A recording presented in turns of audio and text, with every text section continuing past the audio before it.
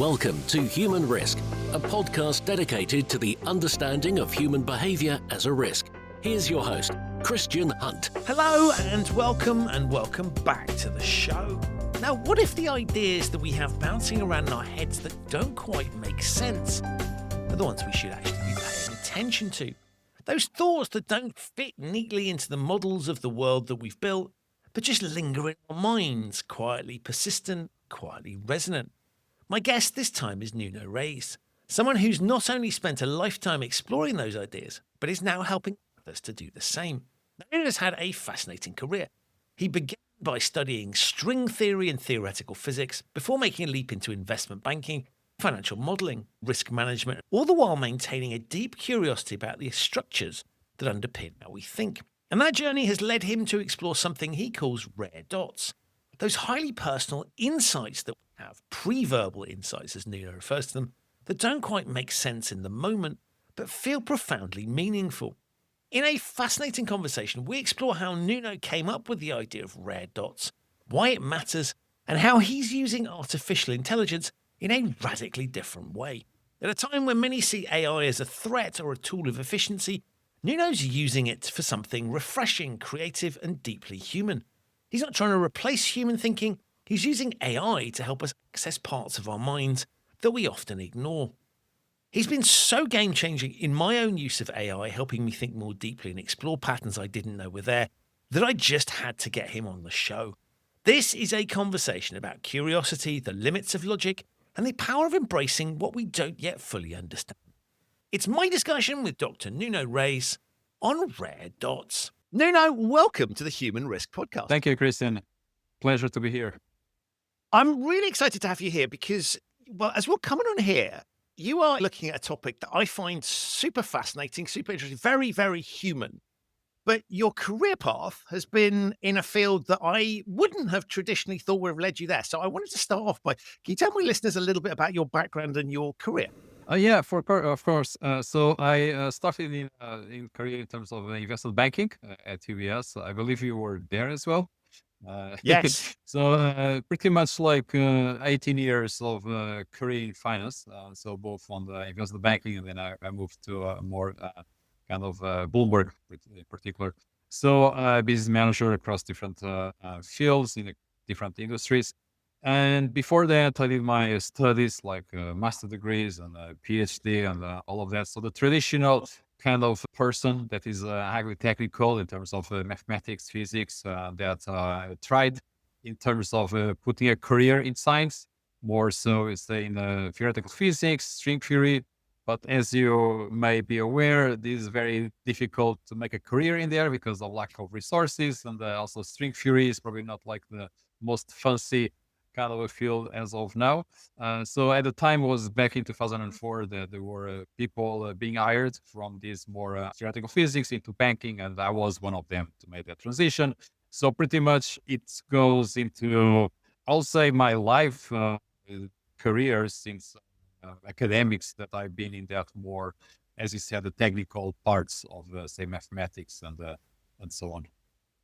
And I'm going to take a risk here, Nuno, because I'm somebody that's not massively technical in the sense that you are, but just give us a sense of what were you studying and how were you then deploying that, and try and make it as simple as you can for the rest of us. Yeah, I mean, it depends like how much we're going deep, but it's basically my initial academic interest in science started in astrophysics.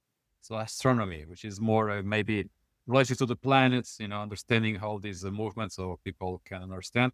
But as I went on, I was more and more attuned to the deeper understanding of theoretical physics, quantum mechanics, and all Einstein, and then end up into try to unify all these different forces that we have been understanding into a single field theory, which is kind of a string theory. So that was like my trajectory. And to answer your question, there's a lot of say the mathematics, the ways to understand the world that traditionally started pretty much in the Enlightenment. There was this envy of the economists of taking, say, Newtonian physics to have understanding of the economics. And that kind of intersection between, say, science or the mathematics and the formulas to understand it through the scientific method has been more and more ingrained into understanding the financial markets in particular, right? So that is one part that we may want to dive a bit deeper. Now, how much of this scientific method has been ingrained in so many other parts in our society that we don't even fully aware of, but it's because of that intersection of understanding, because it's been so powerful in terms of understanding the world, the objective world, that there is other people before us that try to put that understanding, that methods, that in particular mathematics, into understanding other areas in life to life, which is, for example, the economics and finance. And so for that very reason, that made this transition from one field to the other easier, or like will come more natural to follow. And so, to put this really simply, you're basically making sense of the world and how it works, and therefore banks are basically going, we can make more money if we understand how markets operate, and so let's bring in people that have the technical skills to be able to analyze these things and therefore spot the patterns and how these things work. And so you're just basically redeploying exactly that skill set, but you're deploying it in the context of financial markets as opposed to the universe. Yes, it's you can summarize it in that way. Although there is also like the buy side, the sell side in terms of finance. So not necessarily that the banks are making, say, speculative trading. There were departments doing that, but I was more about managing the risk. It's called hedging, which we, all these kind of toxic products that you may be aware of, 2008 crisis, that were supposedly to have good models at the time, particularly on the credit.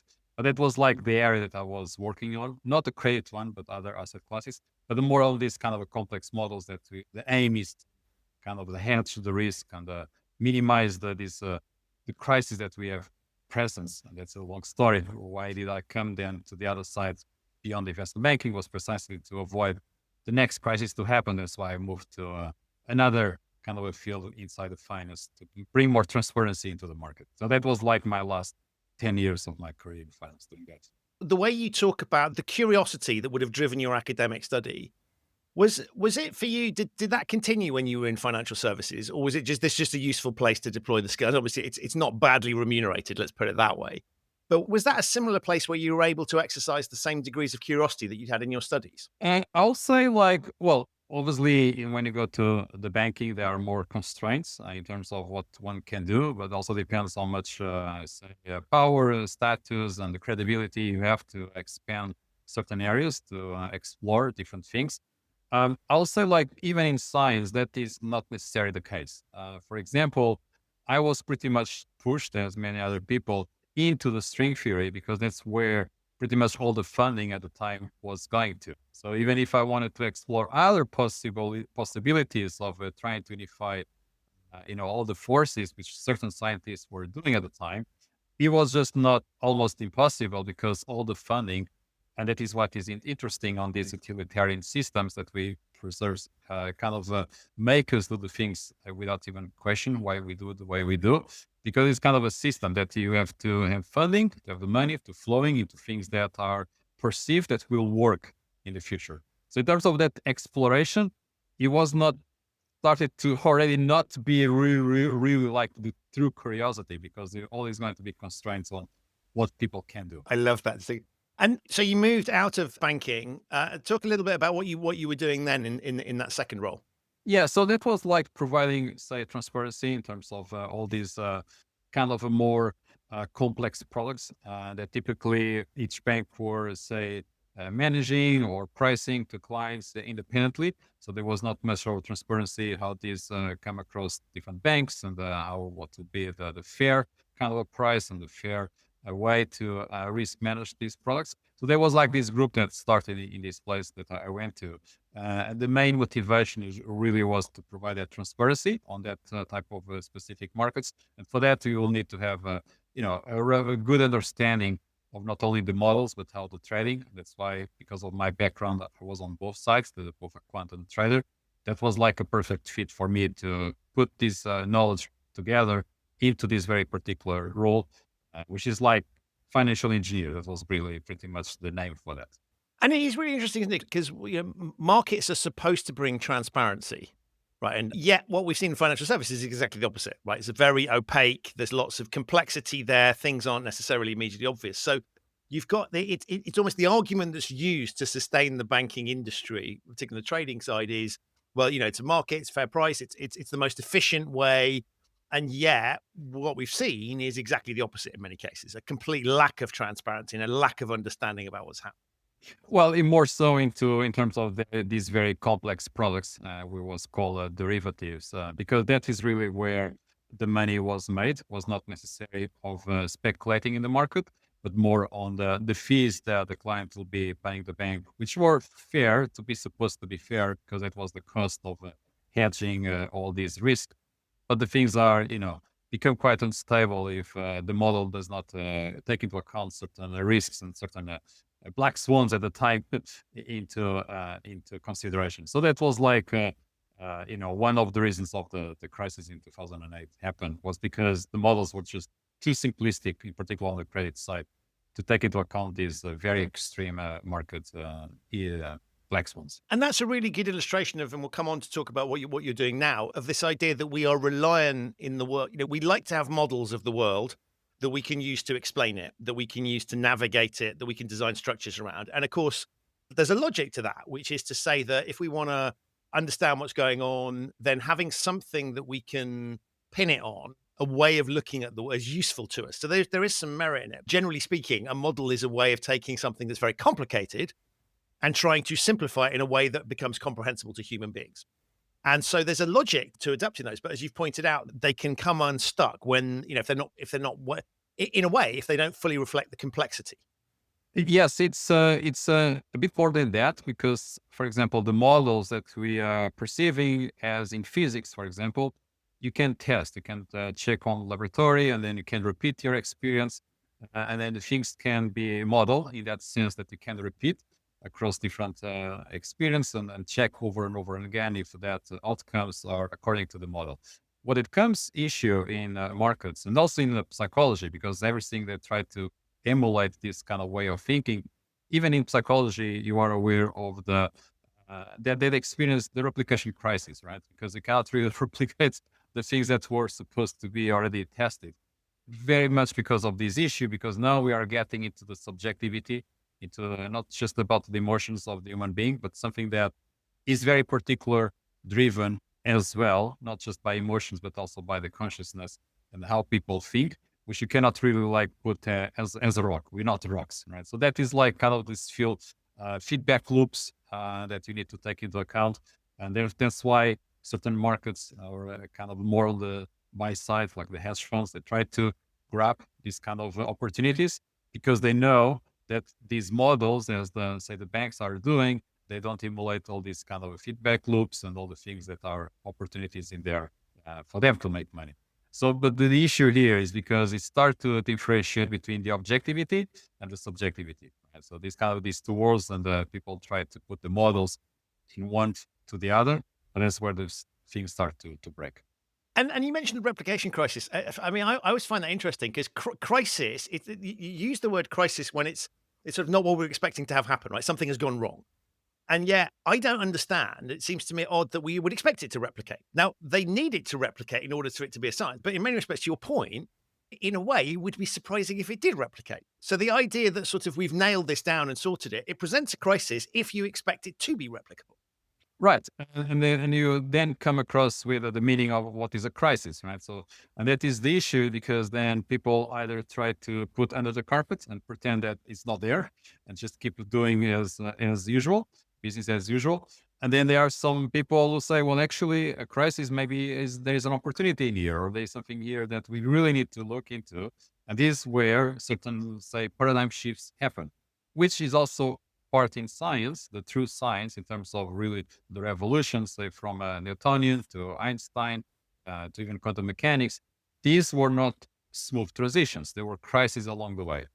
So that is like something that we are not touching base, which is really like kind of these paradigm shifts and the crisis, because that is really like, even when in my academic formation of scientists, that was really the thing that I was always attracted to. Not necessarily to the scientific method of doing the things slightly better, but more about when there's a huge disruption. This kind of something assumptionally there that something is wrong. We need to examine. So that is really like kind of the basis of my current work at the moment. And you then leave financial services and you go and do some incredible things. Talk a little bit about some of your interests, because what I would say they're not normal hobbies, but then what is a normal hobby? But tell us a bit about that. No, that is, I mean, I'll say has always been there in me. So, for example, when I was young, I was like reading all these books of quantum mechanics and Einstein and general relativity and so on and so on. And then it was, I, I tell this to other people. It's like a story that represents very much my interest since very early age. So it was around when I was 17, and during my time, people were just faced with the Newtonian physics. And then it was like when we were 18, we're going into uni. That's where we started to understand the transition to Einstein. And there was like this element, which is the speed of light, that has constant. But in Newtonian physics, that doesn't make sense because of for the very kind of the time and the space to be, relative, that doesn't fit into the Newtonian. Short story is that we were like, say, at the time, the students that were having a bit more time after extra classes to understand more than what the class was giving. And then they were just touching base about this speed of light, as in the Einstein frame. And there was like people just could not understand, like the top students, because they were still thinking in terms of Newtonian physics. And they were just saying, oh, this is just a constant. It's just like an artifact, a mathematical artifact in the equation of the EMC square. And that was like really the one saying, because I was reading all these books and really explaining, well, this is not just a mathematical artifact. It's really something that is embedded in the nature of the space and time as the reality it is. And that is really the constants. It's not just a mathematical artifact. It's how actually this distortion of space-time really happens. So I explained that to the others. And then the teacher turned to me and said, well, yeah, exactly. That is exactly that, which requires that paradigm shift in the understanding. And then I immediately, that is the story. I immediately turned back to her and say, well, yes, I understand special relativity, but I still don't know who am I. And the people are just looking at me, oh, this guy's crazy. What he's talking about? And why I'm sharing this is because like kind of these questions about humanity, the existential at the time, were very much ingrained in me, like these questions that the science could not answer, right? So there was always this tension between me, like, okay, I go into the field because that's where I'm good at in terms of the mathematics and physics and so on and so on. But I was always attuned into other, even like philosophical, psychological, and all these different fields, because that is something to be a complete person of really understanding yourself and the world. You dive into that as a natural curiosity. So there was always been there, but by the different reasons, as our systems doesn't allow all this multidisciplinary understanding of the world, you need to be an expert in one field. I just like went on in my career into one direction, but the other things were there always the time. And this is what I call now the rare dose that we have. And so it comes to an opportunity that I, after 18 years of my career in finance, to explore back again all that ideas, that kind of insights that I had, to bring them back again, but not like just isolated from what I was doing, but try to integrate them, because that is where the key in my work comes, is not just move from one extreme to the other, let's put it that way, but kind of try to combine them in one kind of a reasonable framework. What I love about this is basically childlike curiosity that you've retained into adulthood. And if I look at the way society often operates, is it sort of expects us to lose that, right? It's got, when you're very, very young, you're allowed to play around and do what the hell you like. We then go through an education system that tries to sort of mold us. And what you're bringing to the adult world is that very childlike curiosity about, I want to make sense of this. I want to know what's going on. I want to understand it. But that's quite unusual. Yes, and then I also understand that it's not just about the childhood curiosity. It might be also something that along the way, certain events or certain things come across to you as you gain experience, and you start to understand more and more about the limitations of the very system that you have helped you in your career. So that was like going again to the paradigm shift, or the kind of understanding the boundaries of our understanding of the boundaries of the model. Well, to be quite frank, if a risk expert wants to understand the model, the limits of the model, why do they stop there? Why don't they go further and try to understand the limits of the very system that is creating the models? And by that, the systems of thinking and being, right? So that is really, it's kind of a natural in a way, and a natural extension of that understanding. It's just that people stop at one level without wanting to going into other levels because they think it's just too much. So maybe that was the main difference, because then why stop at that exploration at that level if there's other limits to explore as well? In this case, of our ways of thinking and the systems that we have been, even like with funding that allow me to be a scientist in string theory and not other kind of models. So these are systems as well to explore the limits and how to overcome them, and what is the things that are cracking and how to make it coherent back again in our lives. And so that takes us nicely to what you call rare dots. Explain what those are. So this was an idea or a realization that I come with understanding as well, with talk with other people, because I thought it was just something weird that I had. But then I realized that more and more I talk to others, they also have these rare dots. So the rare dot is a concept that I put together, which is pretty much not just about like that one-off childhood curiosities. It could be that, but it could also be other things that along your career, and assuming that you have a unique lived experience with a rich experience in terms of interacting with other cultures, with interacting with other people, or reading things. There's always going to be something that you have encountered or read about or thought about, not very clear, that doesn't quite fit into our current understanding, right? So it's just outside of our usual understanding, but at the same time resonate to us quite deeply, right? So it's something out there. It doesn't fit into what we understand, but at the same time resonates. And I call them kind of a portal into a possible or a possibility beyond of our understanding, something that we wanted to explore. So that is what I mean by those rare dots. It's kind of the opposite of the black swans, because they usually come from the uncertainty, but black swans is associated with kind of these extreme events that has like a lot of negative impact. So the rare dots is a bit the other side. I don't even say they are like fitting in any kind of distribution. It's kind of outside of, it's just purely imagination.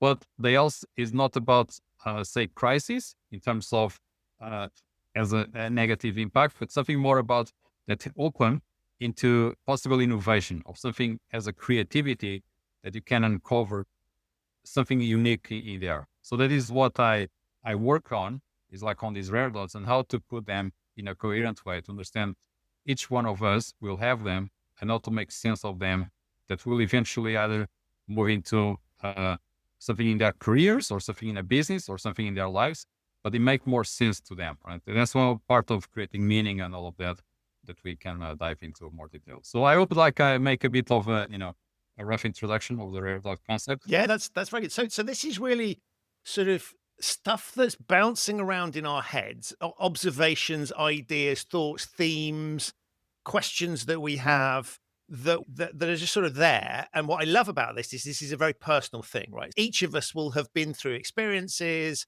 have learned things, have spotted, clocked things. And that will, of course, because we all have had different lives and different upbringings, will be unique to us.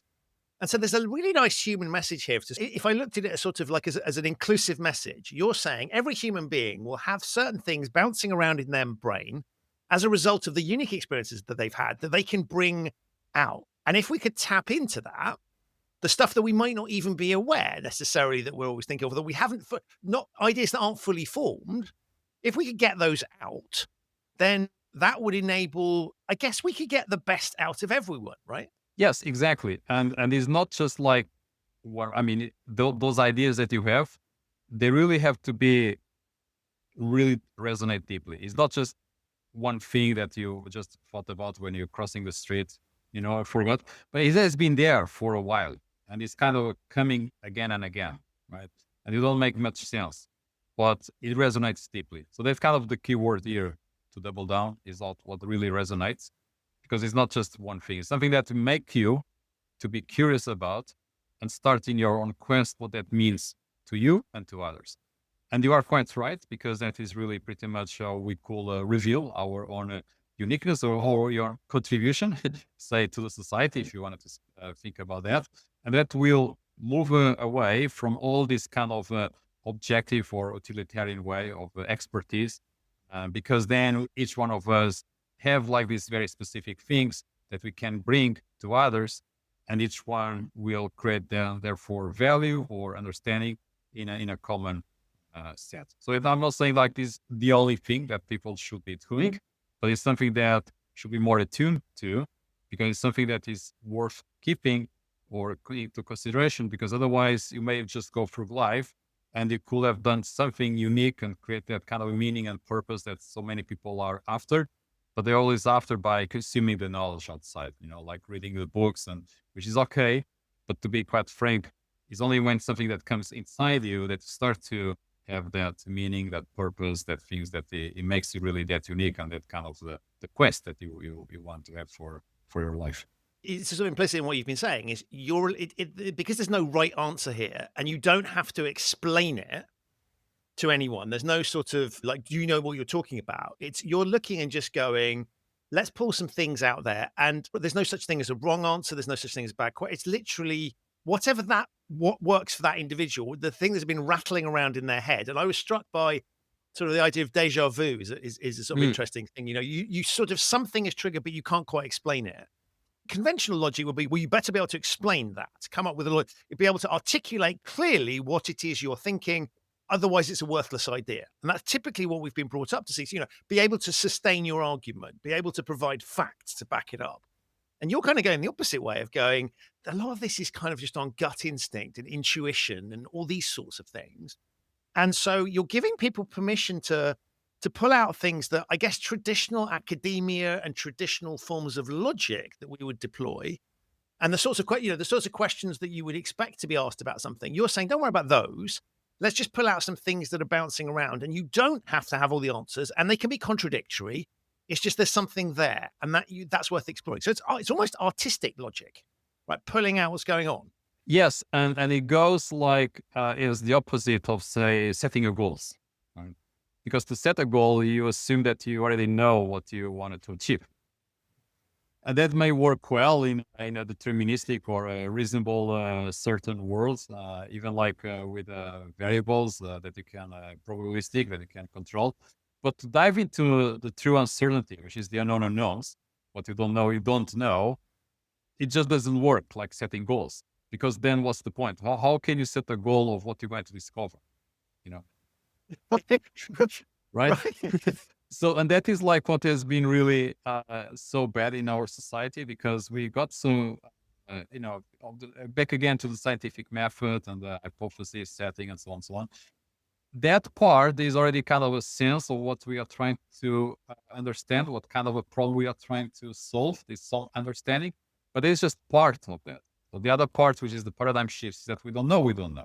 And that requires just a totally different way of thinking and being in the world. And the systems that we are supporting in our funding and the economy and so on, it just doesn't allow for this to exist. So how we then go and uncover all these kind of rare thoughts, these kind of preverbal insights, in a way that we can still make a living out of that, and not just like be, say, Tesla or someone that who are trying to displace, but then end up in total poverty. So that is one part, as you are aware that we are building on top of this AI, and we wanted to have time on that, is exactly to fill that gap, right? Because I'm not claiming that we should totally be away of the utilitarian systems of the objectivity and just move to the subjective. Is not that. The aim is actually bringing the two together. It's the only thing that I'm saying is that I'm trying just to be inside of that objectivity, that goal-oriented, the data, to try to prove. Well, there is a step before that, which allow ourselves to get into that very ingrained, the rare dose that is in us, that subjectivity, which is not just about like design thinking. It's really something that it comes with us that makes us to have that step, an extra step before we go into the utilitarian. So that is what I referred going A to not A to B, instead of trying to go from A to B directly. which requires a different approach of doing things. What I love about this is intuitively and viscerally, I recognize what you're talking about, right? That there are these things that have sort of always puzzled us. And so we kind of all know that that's there. What's the thinking in terms of how we get that out? Because it's a lovely idea, right? Saying, how do we tap these things that we've got? So what's the thinking as to how we tap into that? Because as you say, the way that we're taught to think, the way that we're taught to argue, if we're inconsistent in our arguments, we make points that are, that sort of you haven't fully thought this through. You're going against all of those sorts of things and saying it's okay to articulate. But given we're all conditioned not to do what you're suggesting, how do we uncondition ourselves? What's the sort of thinking around the methodology for that? I'll say that there are a number of people, and I'm finding more and more of them, that they are actually wanted to do that. Just they don't have necessarily the opportunity or even the environment to do so, because there's no proper experience to allow them to explore the different way of thinking. So that is the first thing, is like, it's not just about we are conditioned, we not even have the opportunity to do so. Right? So that is like part of my cohort, and the things that I'm building on top of that is to allow people to go through that experience. And the second is real like, which is more about the part of the conditioning, which is correct. And that is requires really to start to question, not just necessarily our assumptions, but our ways of thinking. And for that, there's kind of a process to go through, and it's quite interesting because then you recognize even AI is having that dominant way of thinking that comes very much from even ancient Greece, and understanding why is that. And then as you go through, I call it the history of thinking, as you go through, which is different from the history of ideas, is really like ways of thinking. And you're actually going to recognize that there were certain thinkers, authors, and people that start to tell us that we can start thinking a different way. It's just that along the history, that other different ways of thinking have been lost, because the one that has dominated in today's world has just like collapsed all the others.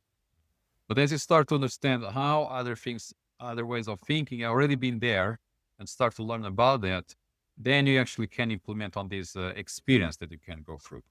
And therefore you start to recognize, well, it doesn't have to be just the way that I've been told to think of.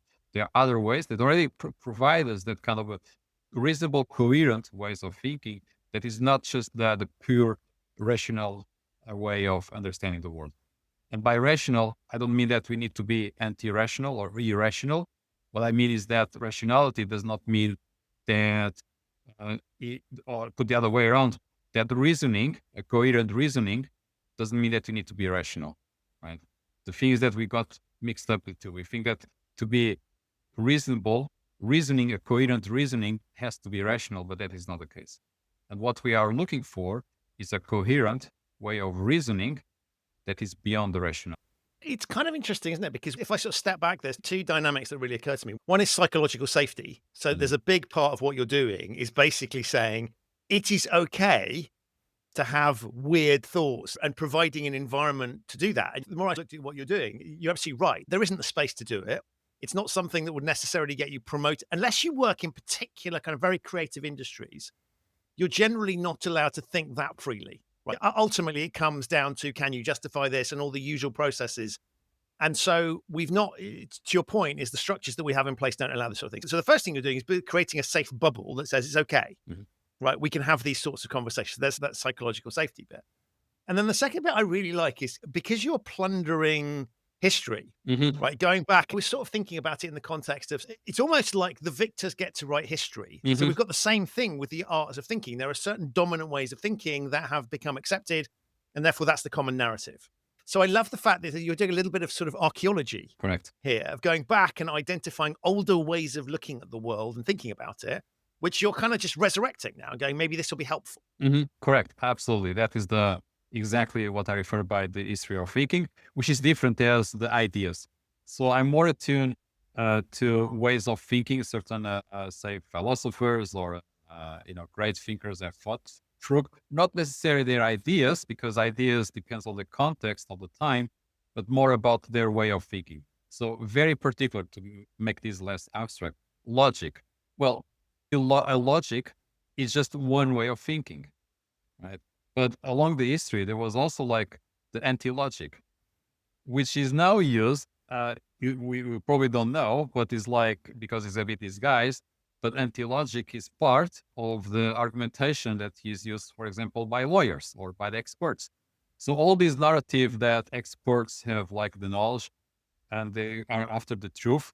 Well, if that is the case, why is that when you go to a court and you have like one person against the other, each one will hire their own expert?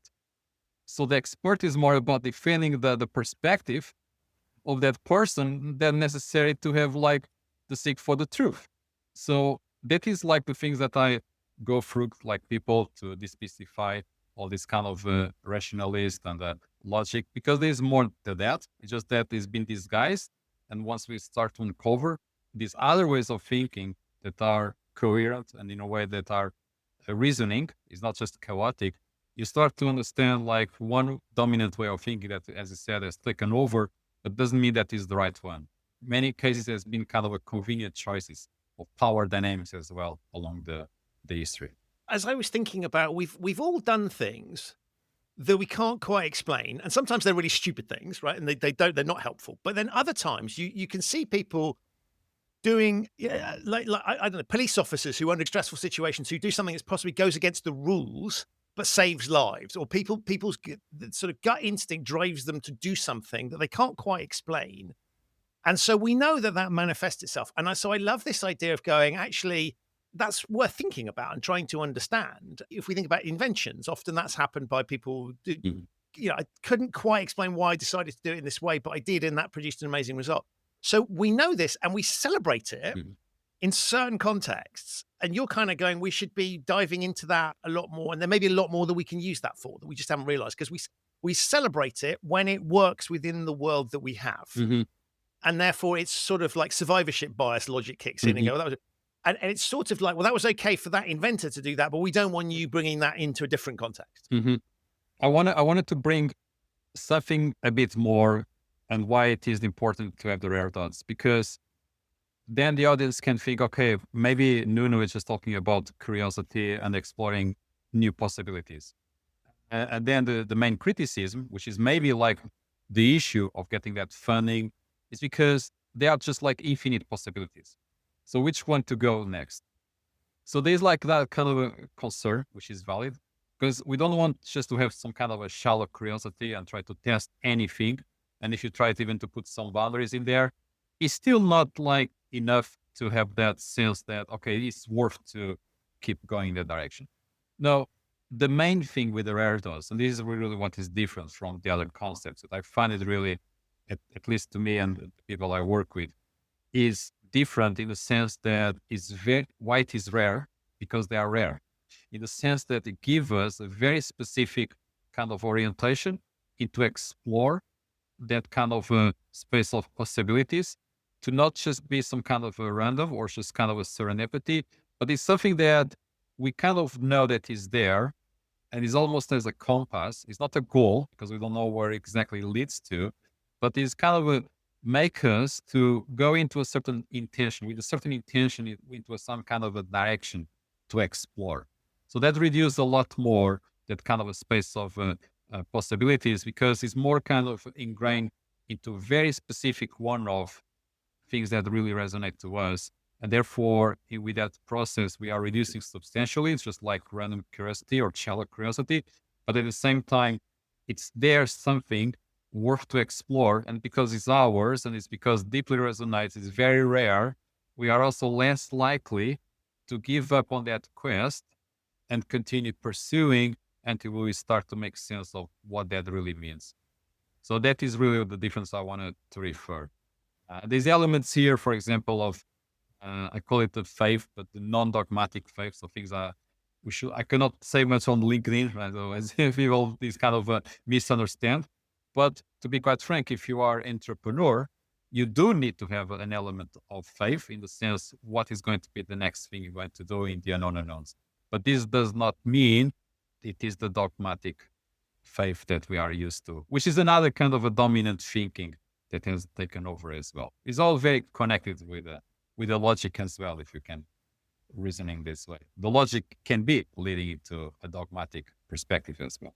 The way I discovered you was what you have been doing more recently with this, which is you have come up with what I think is one of the most smart and interesting uses of AI, which is to use AI to help us in the quest to find our rare dots and Mhm, pursue them. mhm, How did you come up with that thinking? Because it's, the classic narrative on AI now is that people are really easy to find the flaws, right? It hallucinates, it's terrible, blah blah blah blah blah blah blah.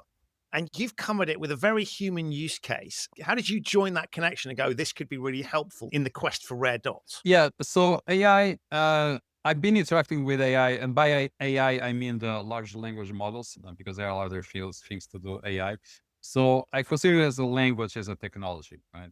And I've been playing around even before ChatGPT was familiar to most people. There were other smaller platforms. So I was attuned to that way before the ChatGPT boom. And I always connect with kind of Wittgenstein's philosophy of this thing of a ladder. What it means is that at times we wanted to create ladders in terms of understanding what we are trying to say in terms of that language. And once we the wall, or we don't need the ladder anymore. So that is kind of the analogy of the Wittgenstein ladder. And I always see the AI, the LMMs in that way. It's not necessarily something to optimize or to make our life easier on the things that we're already doing, but to explore the things that we cannot fully articulate as we are thinking. So that was already there for some time. It's just I recognize that now we got into a stage of AI, particular ChatGPT and Claude, that is powerful enough to start to use it in that kind of the pre-verbal knowing, and have like this Wittgenstein ladder being activated in a concrete way. Right? So that is like the thing that we are exploring, and so far we are starting to get good results. But it's not just about bringing the ideas or to help us as a kind of a co-creator, but as well to start to understand how this can kind of connect together with the utilitarian world, not the one necessarily we know, but a possible new one. So that is like bringing the subjectivity to the objective together. And I call it like the pre-verbal economics, because historically, just as an aside note, the economics, all the economics model have disregarded all how knowledge is created. So all the economic models assume that knowledge is there, you collect the data, but the economists, with the exception of a few, they always disregard how knowledge is created, which is different as to consume knowledge. And what we are touching base on that AI prompts is to create that knowledge that makes sense to us, starting from the rare dots that eventually lead into value creation in a new kind of economy. And so you talk about pre-verbal, and as I explain to people what you're doing, this is the analogy I use, and I just want to test this with you, which is I talk about it in the context of if one speaks a foreign language to a lesser ability than one's mother tongue, there are going to be times where you're not able to express yourself with the same clarity as you would do in your mother tongue. And therefore, apply that same logic to thinking and saying there may be thoughts that we have that are not fully formed, that our ways of thinking haven't got out. So I use the analogy of the language. It's bouncing around in our heads. We know what we would say, but we can't do it because the language that we use to express us in the foreign language, we don't have the ability to do that. So I use that as the analogy for saying, imagine the same thing with thinking. Is that a good way to look at it? Yes, absolutely. And language is good, but it can be constrained as well, our thinking. So language is there to have a form of communication, not just to the outside world, but to between us and even to ourselves. But at the same time, a use of certain keywords, for example, crisis, there is certain metaphors behind it or certain understandings. So therefore, people are conditioned to think in a given way when they start to verbalize that ideas. So bias is another example. The bias has been conditioned on us. That is something we need to eliminate. But is that really the case? So there are certain assumptions in our language that we take it for granted, but at the same time, the language is helpful, but at the same time can also constrain our ideas. And therefore, our brain does not naturally think in language. There are many other things that the brain can think of. And I'm not just talking about like the emotions. So this is not about being emotional. Yes, there is a sense of a felt sense of certain ideas that require that kind of a sense of it kind of comes from your body. But we're not talking about here, say, rational versus emotion, because that is like kind of the divide that people started to have. Either you are rational or either you are emotional, and there's nothing in between. So what I'm saying, there's something in between, exactly, which is more the preverbal. That is like that kind of portals to a new understanding that our current understanding of language does not allow. I will give you a very specific case. A wheel, right? After you invented the wheel, you need to put a name into that, right? But then you may have conceived that before you put the name of wheel into that. And even if that is not necessary enough, because the wheel was initially for pottery, and then it was turned the other way around, make it for transportation. So like there's metaphors around that kind of a concept. So all of this, it's kind of a phases of stage of thinking. And I will say, like the language, you can create a world in a way because you create a language with that world. And so you've identified the first L of LLM, right? Oh, sorry, the second L, large language model. That's your connection in. That makes sense. But talk a little bit about how AI can help with this. How does this work? All right. So because it's like a lot of understanding in terms of the training of the model itself, which is pretty much language, we can activate certain areas of the model to help us bring that preverbal ideas into the real world. So specifically what happens is that you may be, say, brainstorming with AI, or you may be journaling, or we may be recording this very podcast, right? And then what happens is that we're going to put, say, the script or your thoughts that are not kind of a bit chaotic or just halfway there, not from 0 to 1, but are halfway there. And then you're going to ask AI specific ways of questioning, which is more related to the epistemology on our creative knowledge, to understand what are the things in there that are surfacing around that AI can put together in that like kind of models, which is more in a coherent way of language. And therefore it's going to throw maybe say 3, 5 possibilities. And then it's up to you to recognize which of the one you felt more attuned to what you wanted to say. So I'll say like AI is not necessarily going to tell you exactly what you are thinking or trying to think of, but it's going to kind of decode or kind of putting the words together, these combinations of, into 3, 4 possibilities, depending on the information that you provide to it. And then it throws that, and then you're going to say, okay, actually, this is exactly what I was trying to think of. And then you're going to continue this process over and over. So this is kind of a simplistic way of saying, because there's actually certain techniques of how we create knowledge. And this is like part of the prompts. So for example, one is like bringing from concept to metaphor was the last one we come to. There's a certain process to go through on how to create knowledge from the things that we are halfway verbalized there. So that is like what we are doing on AI. So really what you're basically saying is, because particularly where one's got custom GPTs or you've been using it a lot, it's got a lot of data from us, and therefore it can scan it through. And you're basically saying, find some patterns that I might not have been aware that I was thinking, some things that you can spot. And because that is how AI works, it's looking for patterns most common. And because there's no such thing as a right answer, we don't get into any of these discussions around hallucination, because there is no such thing as a right or wrong answer here. It's a brilliant deployment, I think, of exactly what, it's exactly what you could almost say it's the perfect use case for AI, because all of the usual things that are cited as limitations are actually features here. They're not bugs. Yes, because I understand people are concerned about the hallucinations, and there's also, I also make sure that people, when they use, or at least my intention, when they use these prompts, they are reasonably aware of the limitations and not just to trust blindly into AI. So we are talking with human beings, like I think we understand where we're coming from. But the part of the hallucination, yes, it is there, but it's something that concerns maybe to someone that is searching for the one truth, that objectivity, and it's killing all the possibility in terms of creating new knowledge and new understanding. And even in mathematics, this is not good to have just one path into one solution. You actually need to scan over certain possibilities. And you may well, in between, going into something that is just not correct, but that is just to help you to actually go into even a better solution, right?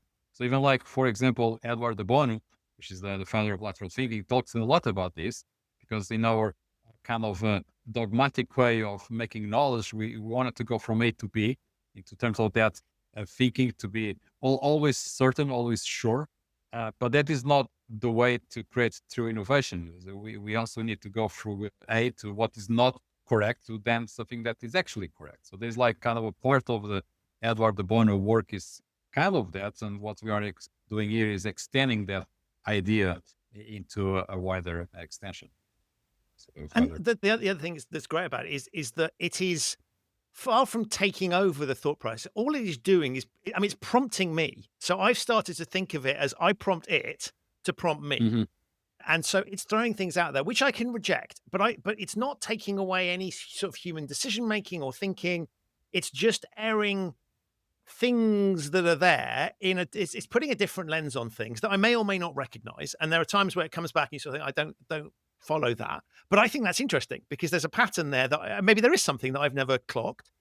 But to your point, you then go, this requires human judgment to sort of look at it and go, does that speak to me on some level? It might not be 100% correct. It's kind of literally a prompt to then pursue the ones. And the bit I like about it is it's requiring me to think. Mm-hmm. So people talk about AI, it's removing I need to think. It's doing, like, what's that going to do to our brains? This, again, I love it because it's a use case that is forcing me to use my brain because it comes out with something. The work isn't done. It's potentially causing me a lot more work, right? So far, this is not an efficient process in the sense of a quick answer. It comes back with something that you then have to do something with. Yeah, absolutely. And this is like, reminds me, I think there's something going on in LinkedIn. There's some kind of a study that I was done in MIT with people are using ChatGPT and the others are not, and they measure the brain, and whoever is using ChatGPT is becoming brainless. Well, pretty much that's the message, which is, first of all, how is the study being done? Right? People know, never question. They just assume, they just see the figures, all the AI is bad. And second, even if that is the case, this all is a tool. So you can use it in good way or bad way, right? As in finance, as in like in science, there's always a good use and a bad use. Now, that kind of thing that we are becoming so dominated by what is bad, that is unfortunately is a kind of a consequence of many other areas in our society that we just perceive in a very cynical way, that things are just not worth it. And I think it's becoming worse and worse. And by all means, they are dangerous, as they are in any kind of discovery, any kind of a tool, in a car as well, right? So there's always like that issues, and I'm happy to understand what the issues are. What I'm saying is that I think we are grown up enough to make it in a different use case, and that is like, which is not either, what we are doing is not either replacing, say, for example, a psychologist. So we are not like feeding, say, the AI with models of psychology or behavioral and try to examine our thoughts and kind of try to categorize in our kind of big five and replace all that kind of coaching and then psychology into AI. This is not what we are doing. There are people doing that, but it's not what we are doing. What we are doing is something probably has not been done before, which is really breaking that preverbal into the verbal and having like this tool as a Wittgenstein ladder, which is like the best analogy I can think of. And that is why it's not necessarily my idea from scratch. It's something that I took it from other thinkers and I start to adapt. That is like the essence of the resonance. It doesn't have to be something that is final, but it can adapt to different contexts. And I was thinking, as you were talking there, I was just thinking, this isn't something a human could do, right? So you might have a really good therapist or coach that can pull certain things out that you've not seen before, right? Spot patterns because they're independent. But you're talking about things that possibly may be beyond human capabilities, right? So to be able to process that much data, because you wouldn't have spent potentially as much time with a therapist or a coach as you would do with the volume, particularly if you're a heavy, I put a lot of stuff through it. And so in this case, if I look at what it's doing for me, it is doing something that I don't think a human could ever do. And so far from being a substitute, this is just an additional extra faculty that's there. And so again, as the more I reflect on it, one of the things I love about it is it's really understanding what AI is good at and what it's not good at, and deploying it for a really good use case in a way that I think undermines all of these particular arguments. And so I'm struggling to see what the critique would be, because it's not forcing you to do anything. It's not giving you answers. You don't have to take what it says. It's a perfect illustration of how human and machine can work together, bringing different skills. And I think that's a really uplifting and intelligent way of using the technology. No, thank you, Chris. And obviously, this is something I'm doing, in particular with you, and it's something that we are building together, right? And the way you put it, you raised me another rare dot, or a kind of another stepping stone. Maybe what we can think of is a kind of a map maker that is helping us to create our own maps into the unknown territories, right? And that is like, it's something new, and probably will not be able to be done by humans. I have to agree, but humans are needed to be done in a proper way, right? Because you have to have some skin in the game to the reality and that felt sense that is unique to human. So it's even more. It's actually leveraging that things in human that had been silent, and leveraging that even more. Right. So it's getting the best out of us. Yes, it's actually kind of use things that we not been utilizing in the best way, like that felt sense, like the kind of exploration in a much, well, I'll not say faster, but in a better way, right? So I think that's kind of it. And the bits that I really love about it is it's a take it or leave it thing. So it doesn't resonate, don't pursue it, right? There's no sort of obligation to do, not that the machine would force you to do it, but you sort of look at it, and it requires judgment. And the bit that I found fascinating was sort of that there are things where I go, oh yeah, that really resonates. I'll pursue that a bit further. And then there's other ones where I just kind of went, I don't see anything there, but hold on, let me find out a bit more, right? Just in case, have I missed something here? And so that sense of curiosity about myself and what makes me tick and the experiences I have, it's quite exciting. And one of the things I think is always interesting is we don't like to look deeper. We don't like to look in the mirror sometimes, right? Because we don't like what we see. But what I like about this is I find myself, because I have that, it kind of requires me to participate in this. So I guess the stuff I don't want to look at, if it raised something that was uncomfortable for me, I probably would reject it because there's a hurdle there. There's almost a sort of, you have to be committed to this for it to work. And so I kind of thought it's quite a nice way of exploring who we are and what makes us tick, in a way that it's not forcing us to confront things we don't want to confront, but it's quite liberating. And I found it really refreshing, because it's also given me a quest for where to point my curiosity. Because one of the challenges I think with all these ideas bouncing around is you can be holding lots of ideas. I mean, there are some humans that seem to hold very few ideas in their heads, but those of us that hold more than one or two, right, is kind of, where should I put my attention? And so I found it quite useful, because then it's kind of, here's a list of things you could look at, and then you kind of decide what you want to do. And as you say, it's a quest, but it's not, there's no finish line that you can obviously see. And so the other thing that's really weird for me is you've got me to do something where ordinarily tasks that I complete, I sort of like to know when I'm done. Right.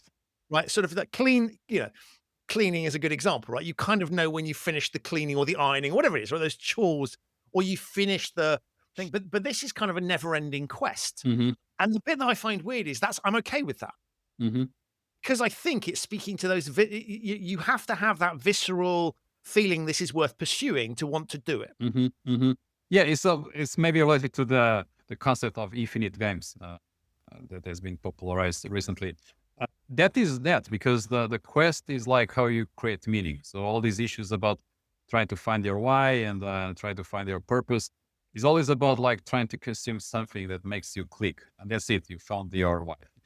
But the reality is that it's not something you find; it's something you create along the way.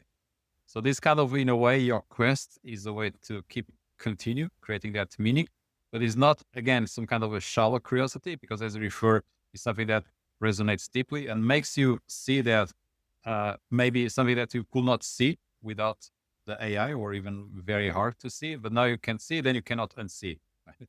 And then it makes you like a choice, where to go next. And I can see more these as kind of stepping stones to understand where you wanted to go through. But I also don't want to perceive this as just like kind of a pure curiosity that never ending, which is part, but along the way, it's also mean to have that bit of the skin in the game to put in the physical world, to how you can utilize these new understanding, these new ideas, this something that resonates, or these new perspectives into something that not only you, but others can benefit from, which is then, again, the concept of the preverbal economy, because I wanted really to bring the two things together, not just like sake of curiosity, which is good and deep thinking, but then how to unify that meaning into the utility in one coherent system. For me, this is fascinating because I always think, and you will recognize this from your time in banking, is when we look at the sort of annual appraisal processes in kind of corporate jobs, it's always a case of sort of, here's the job spec, how did you perform, or here's the objectives that we organizations, how did you perform? So we're benchmarking you against predetermined criteria, which may not suit anybody, right? It's the usual thing about this for the average employee, right? And there may not be that interesting the average, but you've got it. And the question was always, how does Christian fit into the box that we have created, right? Or how does Nuno fit into the box?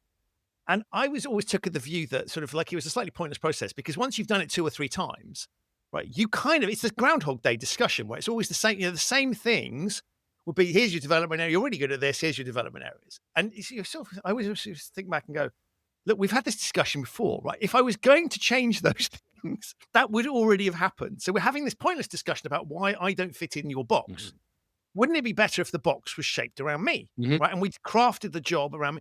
And so what I like about this is it fits in with that objection I have to those systems, which is to say that this is a way of discovering what makes you tick, what is going to motivate you to go and answer questions or produce solutions to things, or just do something that you are intrinsically motivated to do because it's got to you on some visceral level. And so as I look at what's the best use of people going forward and how do we bring people in and make the best use of their talents, that's kind of what you're talking about here, right? So this is a way of discovering what those things are. And because we're going deep here, we're looking at things that these jobs this may not be a job that currently exists that allows you to do that. So that's your cue to potentially, can I monetize this, right? Can I create a solution? And not necessarily even monetize, right? Can I find a mission that's behind it? Now, of course, we all need to earn money, right? So ultimately, we can't have missions without funding on some level. But I think that's a really interesting thing. And I do a lot of work with people, and Mark, Mark and I know, that transitioning out of the corporate world into something else. This is really useful for that area, because particularly if you've only ever done one thing and you've been rewarding, that's why I love talking about your thing, because you were remunerated. You found an outlet for the CV that you had developed up until that time that allowed you to display curiosity up until some point. But where do you go from there? Now you have the answer because you're curious and you've kind of kept this interest going. But for many other people, where do I go next is a really good question. And so for that sort of thinking about how do I step outside the traditional career paths, this is really powerful. And the irony is, of course, AI is making that more necessary for some people than it was before. So I think there's something beautiful here about this is a solution to a problem that more and more people are going to face. Yeah. Which is what am I good at? What am I good at? What speaks to me, I guess. And often actually sometimes things we're good at, we don't want to do. Right. So what is it that's been gnawing away at me? How do I pull that out? I mean, it's really good for individual careers advice, particularly when one's a bit lost. Yes, definitely. So that is part as well. The rare dots is part of that. Here is also bringing to the tangible in terms of how to make your living around that. Because it's not just about creating meaning, it's something to be as well useful or to the others, the value creation to the others. As you said, maybe it is the case. I think we are all exploring what could be the future.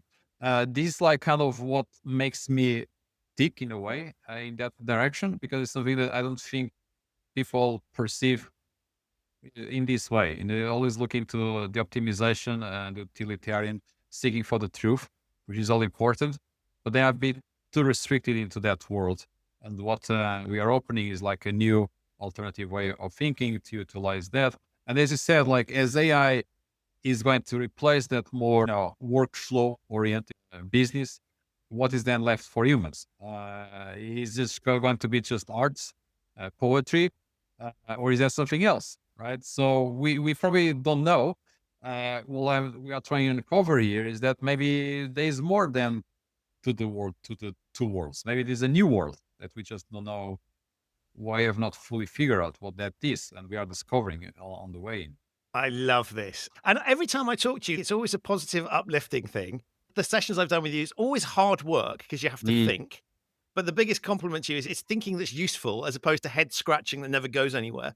So I want to say thank you for being a breath of fresh air on the AI topic out there. I found you on LinkedIn because I was getting fed up with people talking about how dangerous AI was and all those sorts of constant narratives. So it was lovely to have a positive narrative that was something really useful. If people want to get hold of you, find out more, find out about your code, tell us a little bit about the sorts of things that you do and how they can get hold of you. Of course. So main place is the LinkedIn, as you mentioned. And then I also have a Substack where we have these AI prompts for all liminal thinkers. Whoever wants to join is a small premium subscription. But then you have also the Wednesday calls that you are part. And also I'm running a cohort that will start soon. And every time that maybe every 2 or 3 months, I'll start a new one. So the main place is pretty much the LinkedIn Substack. That's where people can find me. And I'm more than happy to talk more about this. Amazing. I will put links to all of those things in the show notes. But Nuno, as people will have detected, there's a great brain behind this. But ultimately, you have blown my mind because I was not expecting somebody with your background to have delivered something that is so human and so engaging. Please keep doing what you're doing. It's brilliant. I love it. It's hugely inspirational. And the other thing too is thank you for helping to be a beacon on LinkedIn in a frankly what can descend into a sort of sewer of nonsense. You are a shining light with some interesting posts as well. So highly recommended people following you there, even if they don't want to pursue any of the other things at this point in time. All the other bits come highly recommended. Substack comes recommended as well. But I want to say thank you for all of that. But above all, thank you for being an amazing guest on the show. Thank you very much, Christian. It's been my pleasure as well. So that's it for this episode of the show. My enormous thanks, as ever, to you for listening and to Nuno for appearing. To find out more about Nuno, his rare dots concept, and his work integrating AI into meaning making, have a look in the show notes. There are links to all of those there. If this is your first time listening to the Human Risk podcast, where have you been? But thank you for joining me. You can subscribe wherever you get your quality audio content. It's available on all of the major podcasting platforms. If you enjoyed this episode, please do leave a review. It helps others discover the show and supports the work that goes into making it. To discover episodes of the show that you might have missed, and there are over 300 of them, visit the show's website, which is humanriskpodcast.com. I will be back very soon with another episode of this show, but in the meantime, stay safe. Maybe give yourself permission to follow a thought or idea that's been bouncing around in your head. It could, after all, be your rare dot. And thank you so much for listening.